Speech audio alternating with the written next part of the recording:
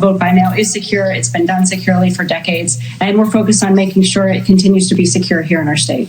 Mail-in ballots are very dangerous. There's tremendous fraud involved and tremendous illegality. It's a very dangerous path to go down. In Detroit alone, there could be as many as 30,000 more registered voters than citizens of legal voting age. How would this work in November? Here to discuss, Government Accountability Institute Research Director Eric Eggers. Eric, welcome to the show. First of all, how is that even possible in Detroit to have 30,000 more registered voters than citizens of voting age?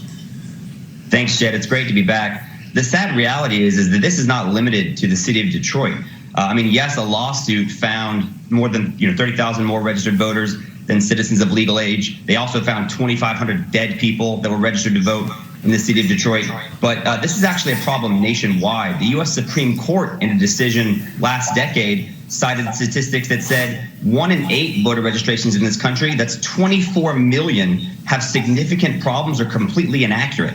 So it's not just limited to Detroit, but I think we're wise to use the term from the congressman in the previous segment, vigilant and concerned, because you have to remember, in 2016, Donald Trump won the state of Michigan by fewer than 11,000 votes. So if you start talking about more than 30,000 registered voters than citizens of legal voting age in the city of Detroit alone, I think that's pretty concerning. So, Eric, let's talk about President Trump's comments about mail-in voting. Because when I first, think of mail-in voting, I say, oh, no problem. It's a tough time. A lot of people can't get to the polls. They're nervous right now. So they just mail in their absentee ballot. No problem. Are the concerns that he's raising universally with respect to mail-in voting, are they valid?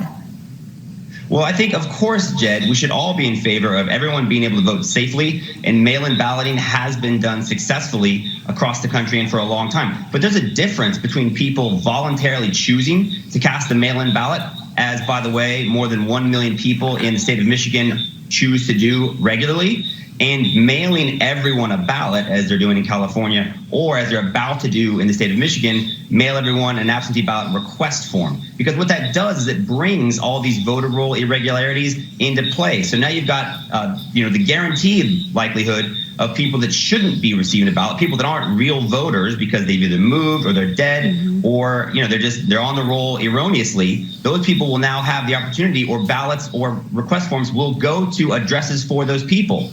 And we know that there are forces out there attempting to sway elections. Look at what happened in Philadelphia recently. An elections judge was just charged with literally stuffing the ballot box. So it's not as if, the idea that people are trying to sway elections illegally hasn't been proven. We saw one literally just this week in a major American city. That's an important clarification. And, we're out of time for today. I'm going to have you back and talk about why our election technology always feels like it's from 1812. When I go to vote, I feel like I've hopped in a DeLorean and gone back in time every time I vote. So we'll get to that next time. But thank you today for clarifying those things on mail-in voting. Really important stuff. We appreciate it. Thanks so much.